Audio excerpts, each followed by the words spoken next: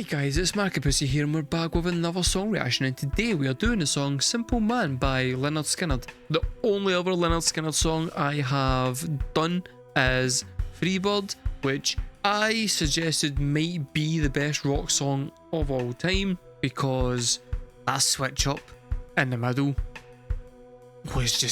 was frankly insane, and I haven't had an opportunity to check out any of Lynyrd Skynyrd since then until now. So what we're going to do is we're going to go in, we're going to listen to it, we're going to see, are Lynyrd Skynyrd a one-hit wonder, or have they got songs that can compete with how good Freebird is? And then guys, stick around to the end, because then we're going to put it in the emo scale and see how emo are Lynyrd Skynyrd.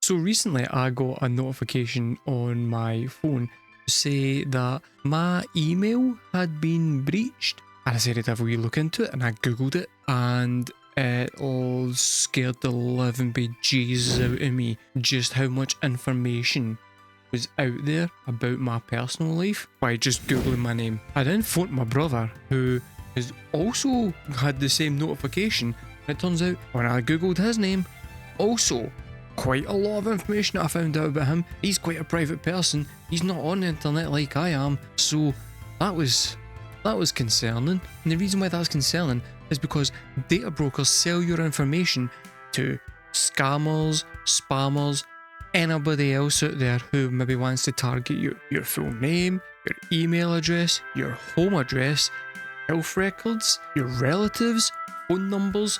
It's all out there somewhere, and that is why I have signed up to be using Aura, which is the sponsor of today's video, because guys, I am now sponsored by Aura. Aura is a service which automatically shows me which data brokers have been using my information and selling my information, and it automatically submits opt-out requests for me so that I don't need to go and do that in my own time. Cleaning up my information not only helps me to reduce the amount of spam that I get, like emails, phone calls, the works, it also allows protection from hackers who would then maybe try to maliciously hack into my social media accounts, my bank accounts, any other sensitive information I've got, considering the online presence that I currently do.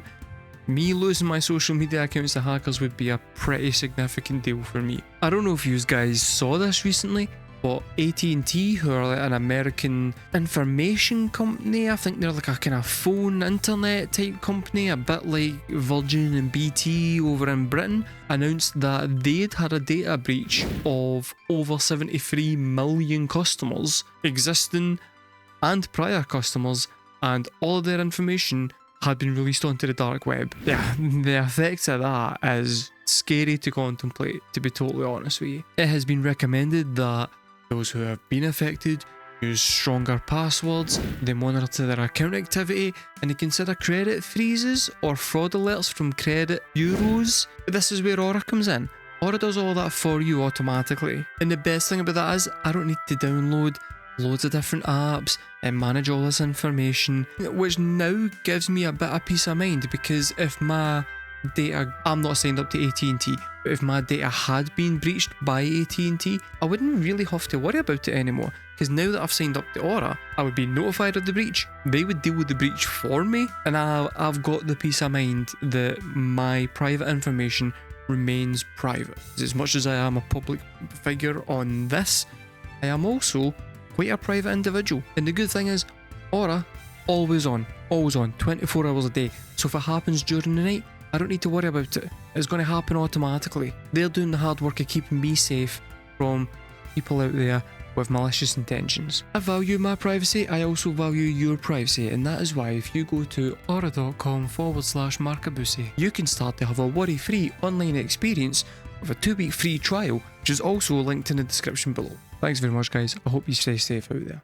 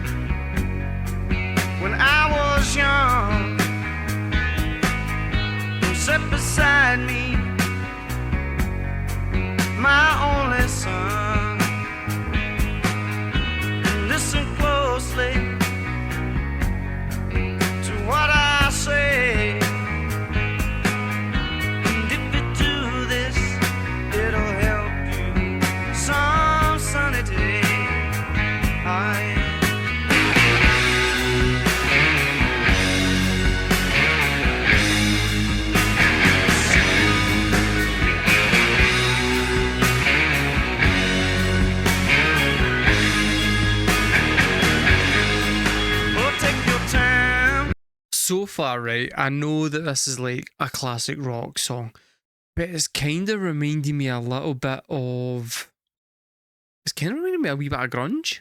And I don't mean like Nirvana grunge, and I don't mean Pearl Jam grunge, but like Alice in Chains, Stone Temple Pilots, kind of give me that kind of feel a wee bit, which I'm alright with. Also, this lyrics video, it started with a quote that was quite kind of deep and resonant, which makes me think that the song might be going that way. So I'm trying my best to pay attention to the lyrics. A lot of the time when I'm listening to songs and I'm doing these kind of reactions, I've got like 50% of my mind is on the music. 50% of my mind is trying to figure out what I'm going to say next in the video, because I want to make these entertaining for you guys to watch. I think with this one, I'm just going to pay a lot more attention to what's actually going on in the song. If that makes for a more boring video for you guys, and I apologise. Kinda want to just appreciate the song a little bit this time, if I'm being totally honest. Well, take your time. Don't live too fast. Troubles will come. They will pass. We'll find a woman. Yeah. And you'll find love. And don't forget, son, there is someone up above. And be a simple kind of man, or be something you love and understand. Baby, be a simple kind of man. Oh, won't you do this for me, son, if you can?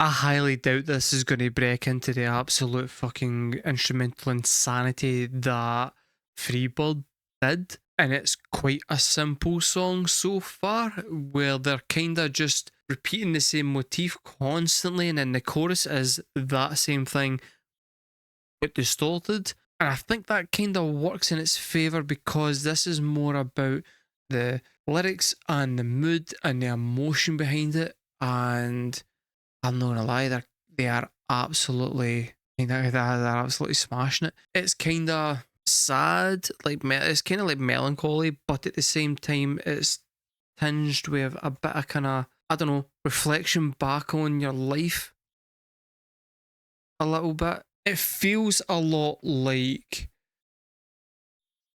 a parent talking back to their child, but not in a kind of realistic way, but in that kind of like, if I had my chance all over again, this is what I would say. Okay, so that this is getting into the fucking weeds here a wee bit, and I've had a wee bit to drink, so forgive me if I get overly emotional. It's kind of reminding me of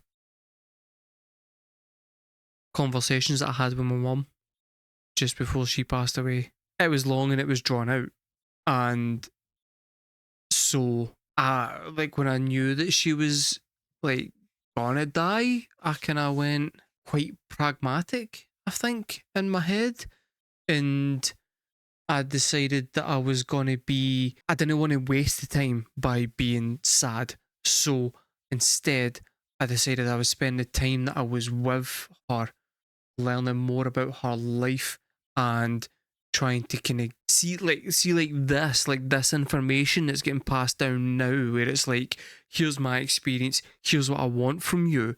I was trying to get that from her in real time before that wasn't possible anymore. So a lot of the conversations that I had with her when she was dying were along the lines of, like, what kind of man do you want me to be? When I'm listening to this, it's kind of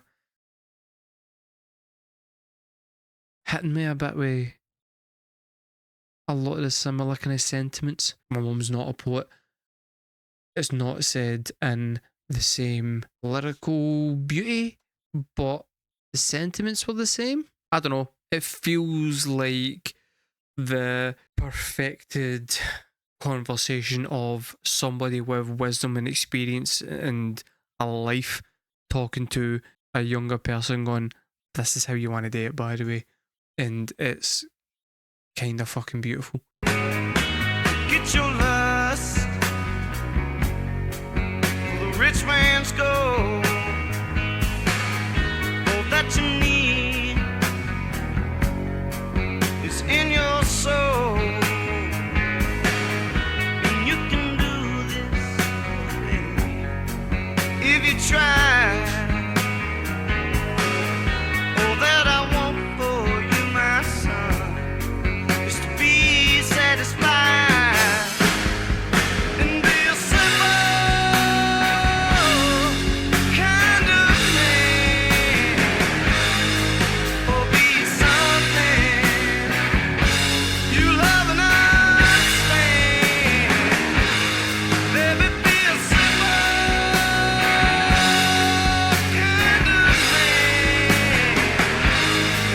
Oh, won't you do this for me, son? If you can, oh yes, I'm here.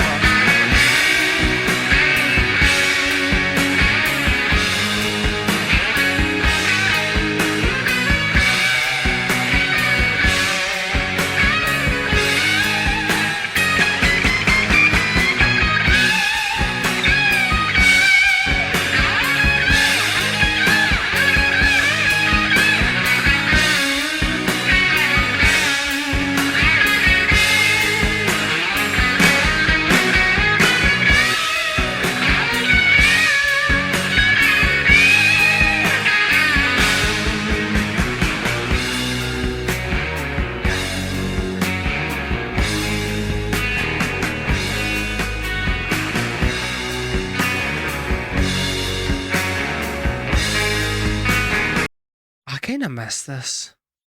And by miss this, I mean rock songs that had like actual real fucking heart and were about something.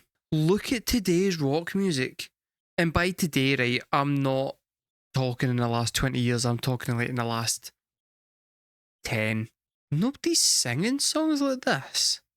Nobody's singing songs with this kind of message. Look at the fucking rock charts. It's things like Wet Leg, who are fucking dreadful, and are singing songs where it's just innuendo about cum. It's like, aye, great, aye, cool, that's really fucking edgy. But you chart like this, where this is a song about an older generation passing down wisdom to a younger generation before they fucking move on and saying, you know what, guys, money isn't actually the root of everything that you want in your life. Aim for what makes you happy. Keep it simple. Because if you keep your aspirations simple, you'll always be happy. That's a good fucking message.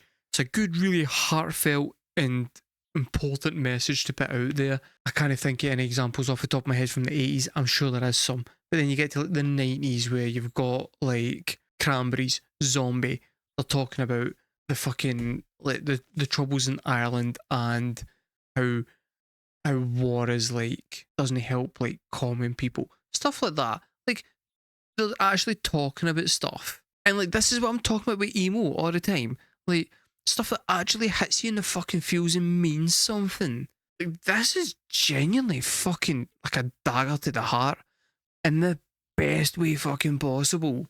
And you just don't really get that anymore. It's now just so fucking commercialised. And not only commercialised, but the way it's recorded and stuff is so fake.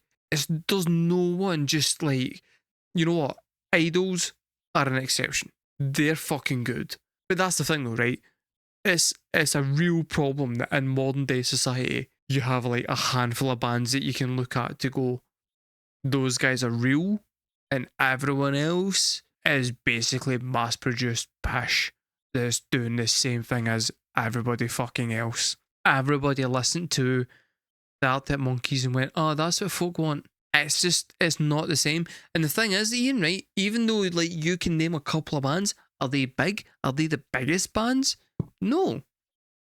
At the time, Lynyrd Skynyrd was the biggest band. Right now, the biggest bands on the planet for rock are,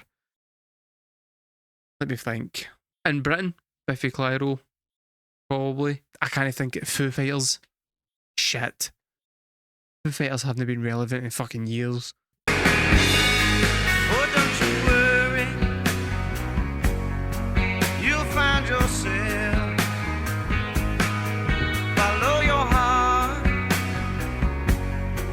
and nothing else. And you can do this, oh babe, if you try. All that I want for you, my son, is to be satisfied.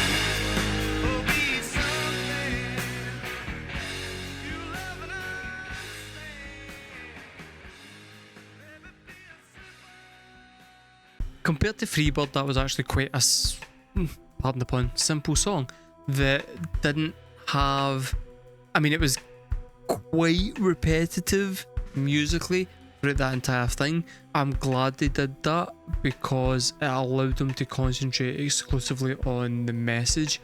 And Christ almighty, his singing was such from the fucking heart.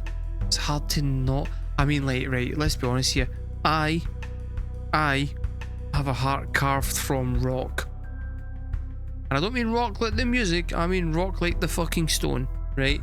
My heart, nothing penetrates that shit.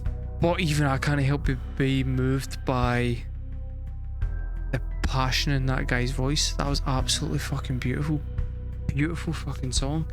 With a really powerful message that, I'm not gonna lie to you, kind of dredged up a lot of really quite sad fucking memories and made me a bit miserable. And I apologise for that, guys, because normally this channel is quite funny, it's quite light. The songs take me where the songs take me, and yous get the videos that yous get. It is what it is. But the real question is, how emo was that song? Twinkly guitars wise, it's actually about here, right? But for the message of the song, it's up there. It's up there. It's making that emo scale quite sad. Let me know, guys, in the comments below, what did you think of that song? Did you like that song? Does it make you sad? Does it not make you sad? I've been markabusi. Thank you very much for watching, and I will see you next time.